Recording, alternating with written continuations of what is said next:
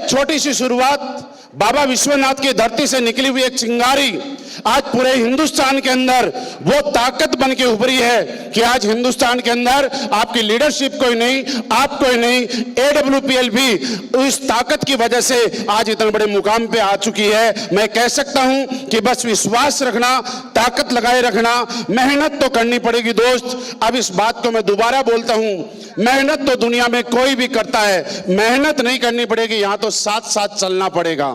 यहां पे जो रास्ता था, मुश्किल वक्त था, आपके अपलाइन ने वो क्रॉस कर दिया। वक्त था जब आपके काशी विश्वनाथ के इलाके से शुरुआत हुआ और पूरे पूर्वांचल के अंदर बिजनेस फैला, उस इलाके के अंदर बिजनेस फैला। सोच के देखिए इन लोगों के सामने कितने बड़े चैलेंज थे।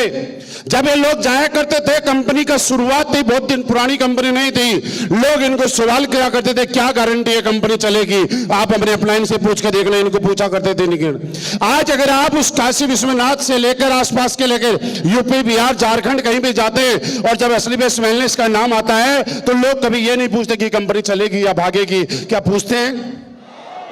वो जानते हैं कि हिंदुस्तान की कोई कंपनी और चले या ना चले, AWPL तो नहीं।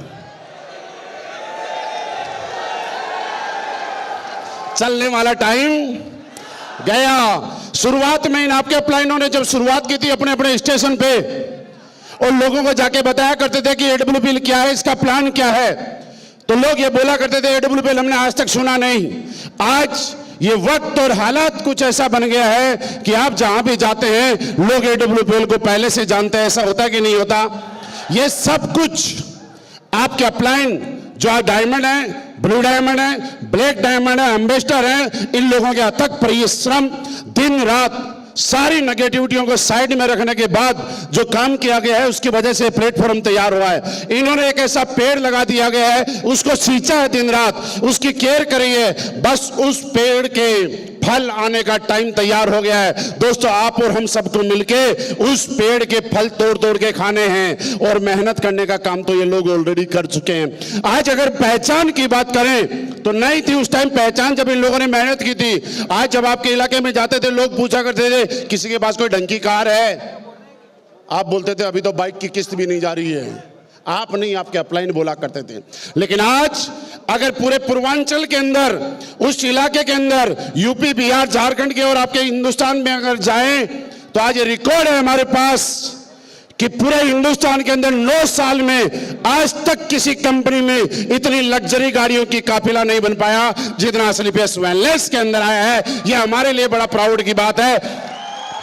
और ये बात जब आप और हम मार्केट में जाके लोगों को बताते हैं, लोगों को आश्चर्यचकित होते हैं, यकीन नहीं होता कि ऐसा कैसे हो गया।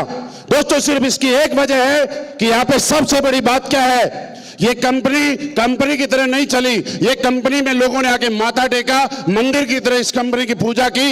इस कंपनी ने चेक नहीं दिए, इसने प्रसाद के रूप में हमें हमारे अकाउंटों में पैसे ट्रांसफर किए हैं। और हम लोग ऋणी हैं, जितना धन्यवाद करें उतना कम है कि आखिर लोग तड़पते हैं, तरसते हैं कि कंपनी कोई ऐसी मिले जहां भविष्य सेफ हो, कंपनी कोई ऐसी मिले जहां कामयाबी हो, कंपनी कोई ऐसी मिले जहां पे आप भरोसा कर सकें। लेकिन दोस्तों, आज प्राउड फील कीजिएगा कि आज इस धरती पे इस युग के साक्षात भगवान, जिन्होंने हमारी परिवारों में खुशियां भर दी, AWPL लाके हम लोगों को जानदार तालियों के साथ धन्यवाद देना चाहिए हमारी कंपनी के CEO and MD mister Sanjeev sir का, कि हमारी जिंदगी को बदलने का एक नया काम किया। दोस्तों, ये कोई छोटा मोटा काम नहीं है, शुरुआत तो उन्होंने की थी लेकिन जिंदगियां हमारी बदल गई यार। और मैं आपको ये बताना चाहता हूं कि आज मौका वही आपके पास है, वही मेरे पास था, वही आपका।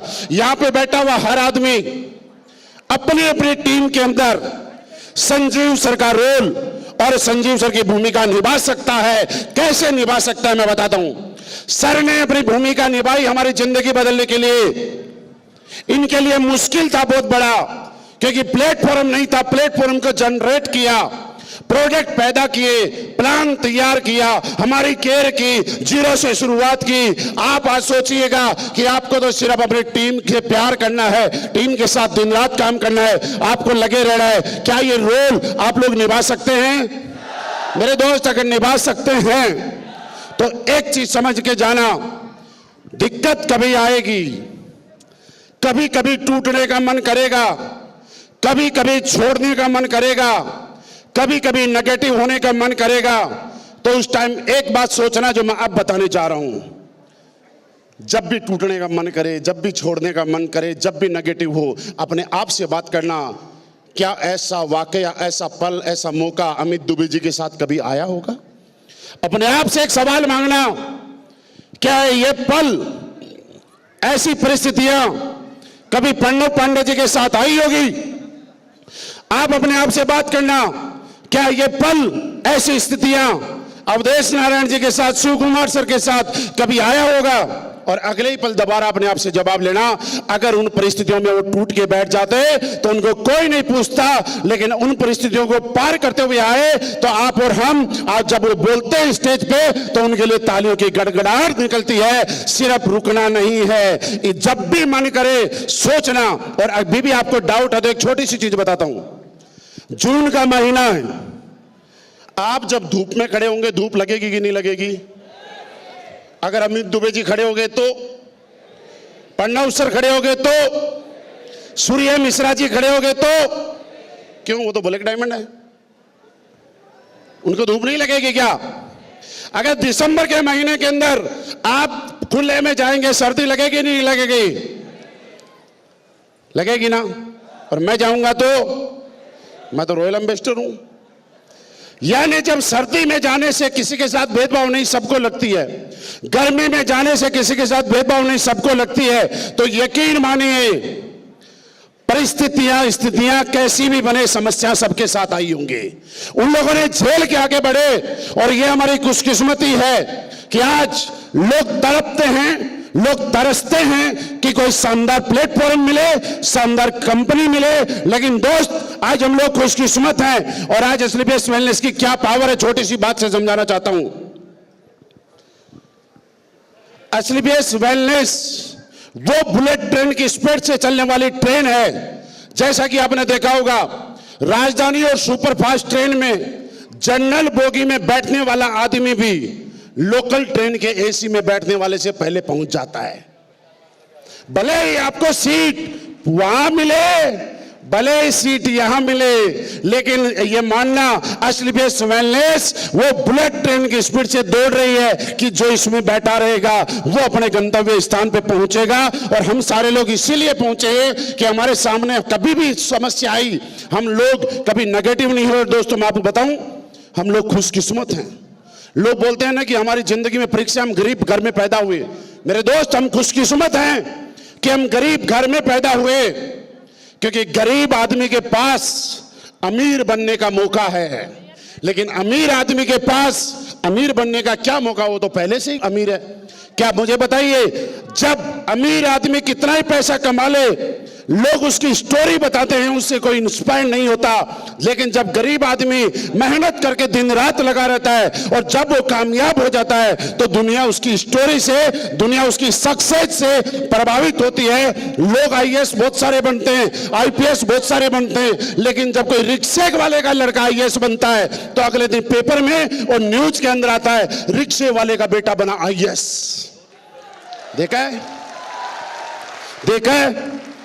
कभी यह नहीं आता कि किसी उद्योगपति का बेटा बना आईएएस। बनते हैं, लेकिन वो किसी को प्रभावित नहीं कर सकते। बनते हैं बड़े बड़े बंगलों में रहने वाले आईएएस, लेकिन वो किसी को प्रभावित नहीं करते। जब मजदूरी करने वाले का बेटा मजदूरी करके, रिक्शा चला के, परिश्रम करके, रात को बिना लाइट के प्लेटफॉर्म पे बैठ के पढ़ाई करके आईएएस और कोई अधिकारी बनता है तो सारे लोग उसको आइडियल मानना शुरू करते थे। दोस्तों, हमारे पास मौका है कि हम लोग गरीबी में पैदा हुए और आज के बाद हम लोग इतनी मेहनत करेंगे कि कल को पूरा हिंदुस्तान हमें आइडियल मानना शुरू करने देगा। और ये प्लेटफॉर्म की ताकत है, ये मौका हमें मिला है। क्या इस मौके को इनकेस करने के लिए तैयार है? तैयार है दोस्त? तैयार है तो बस एक बात बताना चाहता हूं, पॉजिटिव रहना। जो लगाना था वो लगा दिया, दोबारा कोई पैसे नहीं मांग रहा। और अगर कभी भी ना करने का मन करे तो एक बात और सोचना, इस काम के अलावा मेरे पास कौन सा ऐसा काम है जहां से 4 साल के बाद ताल कटोरा जैसे स्टेज के ऊपर मेरे पास स्टेज होगा, माइक होगा और पब्लिक की तालियां होंगी। अगर आपके पास कोई एक ऐसा काम है तो इस काम को छोड़ के दूसरा काम कर लेना। लेकिन अगर आपके पास इस काम के अलावा कोई दूसरा काम ऐसा नहीं है कि जहां पे आपको तालियां भी मिलेंगी, जहां पे आपको चेक भी मिलेंगे और जहां पे पब्लिक भी मिलेगी आपके लिए स्वागत के लिए, तो अगर इस काम को दिल से करना, और जब आप दिल से करेंगे तो कभी भी नेगेटिविटी आपके आसपास नहीं आएगी। इतने सक्सेस लोगों को देखा, सारे लोगों ने बोला, यहां पे हमारे डायमंड लीडर आए थे, उन्होंने बोला उनके घर में इतनी बड़ी समस्या होगी, मैं दोबारा उस बात को रिपीट नहीं करूंगा, उसके बाद भी वो प्रोग्राम में गए, सुना था ना। यहां पे जब सारे लोग बोल रहे थे, मैं मन ही मन बैठे बैठे सोच रहा था कि आखिर जो कामयाब लोग होते हैं उनकी जिंदगी में कष्ट एक जैसे होते हैं, जो कामयाब लोग होते हैं वो समस्याएं एक जैसी झेलते हैं, और जो कामयाब वही बनते हैं जो समस्याएं झेलते हैं, उनके पास सक्सेस भी एक जैसी होती है। दोस्त एक बात बताऊं, हम बल्ब बनाने वाले का आज नाम लेते हैं, हम गाड़ी बनाने वाले का नाम लेते हैं, हम हवाई जहाज बनाने वाले का नाम लेते हैं, हम माइक बनाने वाले का नाम लेते हैं। आप मुझे बताइए, क्या उन लोगों के अलावा किसी और ने माइक बनाने की कोशिश की होगी या नहीं की होगी? हवाई जहाज बनाने की कोशिश की होगी या नहीं की होगी? बल्ब बनाने की कोशिश किसी और ने की होगी कि नहीं की होगी? और ये भी बताऊं कि उनसे पहले किसी और ने की होगी, लेकिन वो लोग अपने मुकाम पे नहीं पहुंच पाए, वो लोग रिजल्ट नहीं दे पाए, इसलिए लोग उनको कोई नहीं जानता, सब भूल गए। लेकिन जो मुकाम पे पहुंच गए, जो रिजल्ट दे पाए, उनको दुनिया सदियों सदियों तक याद करेगी। क्या आप लोग अमीर बनने के लिए तैयार हैं? अगर अमीर बनने के लिए तैयार हैं तो भले ही आप गरीब हैं, लेकिन आपकी सोच अमीरी वाली होनी चाहिए। और मिडिल क्लास और गरीब आदमी की सबसे बड़ी, देखो छोटी सी बात बता दूं आपको, सोच का फर्क है। हम लोग जब गाड़ी लेने जाते हैं और किसी से सलाह मांगते हैं तो दो चीजें सबसे पहले पूछते हैं, रीसेल वैल्यू क्या है और एवरेज क्या देती है। आदमी गाड़ी आज खरीदने जा रहा है, पहले यह सोचेगा 5 साल बाद में रीसेल वैल्यू क्या है। गारंटी है 5 साल के बाद वो गाड़ी रहेगी, गारंटी है 5 साल बाद इंसान जिंदा रहेगा। लेकिन सबसे पहले गाड़ी बाद में खरीदेगा, लेकिन वो खरीदेगा जिसकी रीसेल वैल्यू है। मैं जब कई बार पोर्शे लेके जाता हूं, लोग मेरे से आके पूछते हैं, गुरुजी इसका एवरेज क्या है? मैंने कहा गाड़ी एवरेज बताने की नहीं होती और ना एवरेज देनी होगी, फिर भी गुरुजी कुछ तो एवरेज होगा। ये सिर्फ एक वजह एक है कि अमीर लोग एवरेज नहीं देखते, रीसेल वैल्यू नहीं देखते। एक मिडिल क्लास आदमी रीसेल वैल्यू और एवरेज देखता है, क्योंकि गलती हमारी नहीं है, मेंटेलिटी ऐसी है। आपको इस मानसिकता को चेंज करना है। क्या करने के लिए तैयार हैं? और दोस्त, मैडम जैसे मुझे कॉल किया था, मुझे इन्वाइट किया कि आज उनके पास बहुत बड़ी बड़ी गाड़ियां हैं, बोला ना, और मैं आपको बताऊं कि मैडम बिल्कुल झूठ बोल रही थी। अगर AWPL में सबसे छोटी गाड़ी किसी के पास है तो वो मेरे पास है। सबके पास बड़ी बड़ी गाड़ी है, मैंने मेरी टीम मैंने सबको बड़ी बड़ी गाड़ियां दिलाई, मैंने सबसे छोटी गाड़ी ली। आप बताइए सही है कि गलत है? तो हकीकत यह है कि AWPL की सबसे छोटी गाड़ी चलाने वाला आदमी आपके सामने खड़ा है। मेरे पास कोई बड़ी गाड़ी नहीं है।